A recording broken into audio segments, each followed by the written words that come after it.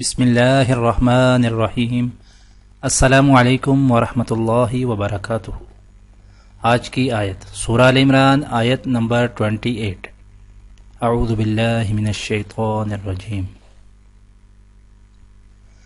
لا يتخذ المؤمنون الكافرين أولياء من دون المؤمنين ومن يفعل ذلك فليس من الله في شيء إلا أن تتقوا منهم تقاه ويحذركم الله نفسه وإلى الله المصير۔ مومن لوگ مسلمانوں کو چھوڑ کر کافروں کو اپنا یار و مددگار نہ بنائیں، اور جو ایسا کرے گا اس کا اللہ سے کوئی تعلق نہیں، الا یہ کہ تم ان کے ظلم سے بچنے کے لیے بچاؤ کا کوئی طریقہ اختیار کرو، اور اللہ تمہیں اپنے عذاب سے بچاتا ہے اور اسی کی طرف سب کو لوٹ کر جانا ہے۔ جزاک اللہ۔